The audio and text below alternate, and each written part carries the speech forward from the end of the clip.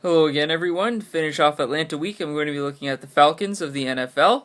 This past season, they had a 6-10 record, so little rough record. But when you look at who won their division, the Panthers 7-8-1, the Saints 7-9-0. So overall, their whole division was pretty weak this year. The fourth team in their division is the Tampa Bay Bucks, clearly the worst team in the league. So a division that, based on this past season, if the Falcons can even just go 8-8 this upcoming year, then they could make the playoffs as well. But I think the Panthers and the Saints are going to also find ways to improve through the draft and through free agencies and through changes in coaching staff. So keep an eye on this whole division because I don't think a 500 record will get you into the playoffs. But basing it off of last season, it could. But I think, like I said, these three teams are all going to improve through free agency and drafts and the coaching staff. So looking specifically at the draft for the Falcons, they do have the 8th overall pick. And if it was me sitting in the GM chair looking what the team needs and who you should be drafting, you need to get a pass rusher. You need to find somebody who can get to the quarterback, disrupt the backfield of your opposition, and find a way to have somebody who can make an impact right off the bat. So three players that have been talked about that I know they have been looking at: Leonard Williams from USC, Shea Ray from Missouri, and Dante Fowler Jr. from Florida. I'm a Gators fan, so it'd be really nice to see the Falcons draft Fowler Jr. out of Florida. It's always nice to see Florida talent get drafted high, being a Gators fan myself. So I think whoever they do draft, it is going to be somebody on the defensive side of the ball. I don't think you need to worry about drafting a wide receiver or a quarterback or anything like that. A running back, maybe in a later round, might be something you might want to look at. And usually with receivers, you can find a guy who can make an impact in the 6th or 7th round at a receiver. If you can find a receiver that's 6'5" and can jump up and get the ball, and Matt Ryan can find him, you can find guys like that in the 6th and 7th round, no problem. So I think with your first round pick, 8th overall, you got to find somebody who can be a pass rusher. One of those three guys, if they're on the board, would be who I would draft. They were in their position, because looking at their defense last year, they were last in the league in yards given up, 398.2, and passing yards given up, almost 280 passing yards a game they're giving up. They're 27th in points that they allowed, 26.1, 21st in the rush at 118.4, so not horrible. Obviously, you want to be higher than in the bottom half of the league with the yards you're giving up. But clearly you last in the league in passing yards you're giving up, which also made you last in the league in total yards you're giving up.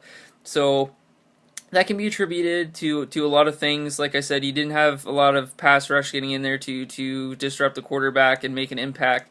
When you look at Jonathan Babineau, it was his 10th year in the league this past year. Croy Bierman, it was 7th year in this league this past year. So those are your veteran guys. But Babineau only had 32 combined tackles and 2 sacks. And Bierman only had 75 combined tackles and 4.5 sacks. So if those two guys who are on your line aren't even combining to make 10 plus sacks, you got to find somebody who can get back there to get to the quarterback, because that's what's making you last in the league in yards giving up and passing yards giving up, is because there's nobody there to make the quarterback rush, not look at all his reads. So he's able to find an easy receiver, easy guy to get the ball to. So if you can draft that pass rusher that can get in there and make an impact and disrupt the quarterback, then that should also have an impact in how many yards you're giving up a game and how many passing yards you're giving up a game. You have to remember that looking at their quarterbacks, they got Ishmael and Desmond Trufant, two very young guys. It was only their 2nd year in the league last year. Don't want to throw out excuses to players, because that's not what NFL teams do. They don't want to have to justify, oh, well, we were last in the league in pass yards because their cornerbacks are young. That's a horrible excuse. That's not something that should happen. But these guys produced. Ishmael was 2nd on the team in tackles. He had 68 tackles and 30 assists. And he also had 6 pass deflections and 4 picks. And then Desmond Trufant, he had 53 tackles, 8 assists. He had 16 pass deflections and 3 picks. So that's really good. 16 pass deflection, that's deflecting and pass a game. So whether that be a 20-yard gain or a 40-yard gain or whatever it is, one of those getting rid of that a game is fantastic, especially for a guy that's only his 2nd year in the league. The one thing is, when you do have a cornerback or a safety 2nd on your team in tackles, usually means that they're making those passes to a lot of receivers. You're giving up a lot of passing yards. That's why your cornerbacks are having to make the tackles. And with the running game, you're giving up over almost 120 rushing yards a game. That means that guys are getting to the second level where the cornerbacks are going to have to make your tackles, and the safeties and your free safeties are going to have to make the tackles, not your linebackers and defensive linemen. Looking at who did lead the team in tackles, it was a linebacker in Paul Warlow. Again, it was just his second year in the league, so you got three guys that I've mentioned right here that were all just their second year in the league, so that's good. You got a good young core to build around. Warlow, he had 84 tackles, 58 assists, 2 sacks, and 2 forced fumbles. So again, not a guy that's going to be a pass rusher and get to the quarterback, but a guy who is going to make the tackles when they need to be made. So that's a good young linebacker to have in there. Also, looking at their defense, they had 450 rushing plays against them. So that's 28 rushing plays a game. That's a lot for your defense to handle. Your defense is going to tire quickly. The more rushing plays you have to give up, the longer they're going to stay on the field. Ball possession obviously is a big thing in the game. You want to have your offense have the ball as much as possible because offense has more players swapping out and players swapping in. When it comes to defense, you don't necessarily have that ability because you're playing offenses who do the no huddle or get to the line quickly or have 3 plays already ready to go, so they kind of can anticipate what's going to happen. So it's hard to substitute defensive players as frequently as you can with offensive players because of those reasons right there. So decreasing on the times the team is going to rush the ball against you is going to be great. As a team, you also only had 22 total sacks. That's like a sack, just over a sack a game, which isn't horrible, but you want to get to the quarterback more often. Again, why I'm bringing up the draft a pass rusher with your 8th overall pick. Their third down conversions for their opponents, 95 of 203. That's 47% conversion on the third down. So when your opponents are converting third down half the time, that's keeping their offense on the field, it's keeping your defense on the field. You're going to lose a lot of games, and you're going to probably have a losing record like they did last year at 6-10. Flipping it over to the offensive side of the board, they have a good offense. It is the defense that needs a lot of improvement, so I'm going to think that the Falcons are going to be drafting a lot of defensive players, looking in free agency at a lot of defensive players.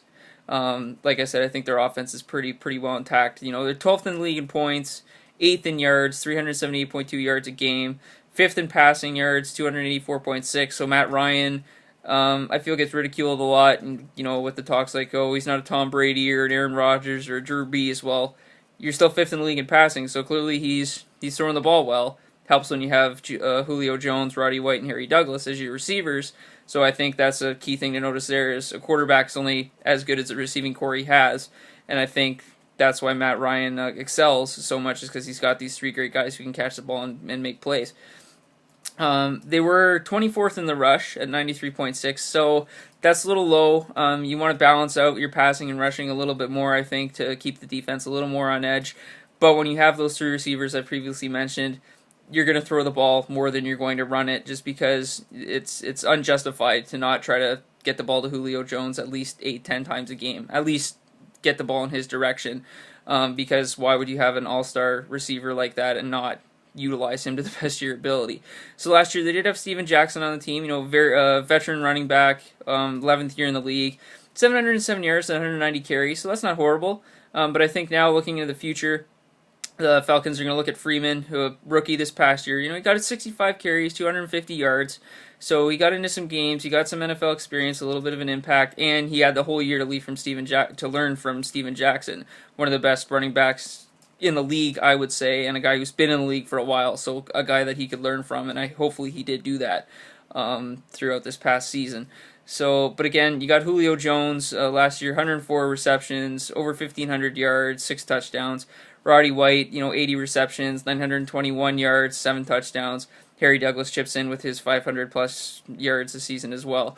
So you got 2 guys in Julio Jones and Roddy White that could easily be 2,000-plus yard receivers in a season. Julio Jones, again, just his 4th year in the league this past season, but he's only played in 49 games, but he's only 660 yards away from 5,000 on his career. So I'm going to say by mid-season, so by the 8th week, depending on his health and how other teams pressure him and get onto him, I would say by mid-season he'll easily get to the 5,000 career receiving yards, and that's impressive to do because he'll do it in under 60 games. So that's really impressive that he can get to 5,000 career receiving yards in under 60 games. So hopefully he can do that. Don't want to jinx it, but again, if Matt Ryan can find him and continue on the path he's going, that'll be good. So lastly, looking at Matt Ryan, last year 4,694 yards, 28 touchdowns, 14 picks. So 2 touchdowns to 1 pick. That's not horrible. That's pretty good. Let's under a pick a game. Obviously, you don't want to give up any interceptions, but defenses are going to find a way to get to you, and no quarterback's going to go a whole season without giving up a pick. If you can keep your interceptions to under 10, that's fantastic. But 14, like I said, 2 to 1, it's not that bad. And a 66.1 completion percentage. That's really good. So 2 out of 3 balls he's throwing is getting caught. So that's good. Looking at his career, he's got 28,166 yards and 181 touchdowns. So 19 touchdowns will get him to 200 touchdowns on his career. That should be easily done this year. And he only needs 1,834 yards to get to 30,000 in his career. I would say, looking at past year, he averaged 300, 250, 300 yards a game kind of thing. So if you look at that, again, probably by midseason, probably about the same time around Julio Jones will get to 5,000 career receiving yards. It'll be when Matt Ryan gets to 30,000 career passing yards. So that's good to know. Another key thing is the offensive line needs to provide the protection to Matt Ryan. Back in 2013 season, they allowed 44 sacks. This past season, they only allowed 31. So that's really good. They've improved his protection and making sure that he stays on his feet and can get the ball out to his weapons that he has in Julio Jones, Roddy White, and Harry Douglas. So let's see what they do with their 8th overall pick and see if they can get a pass rusher, an impact player that can help on the defensive side of the ball. And watch out for these milestones that Julio Jones and Matt Ryan are going to try to get to by midseason. And good luck to the Falcons in the 2015 season. Bye.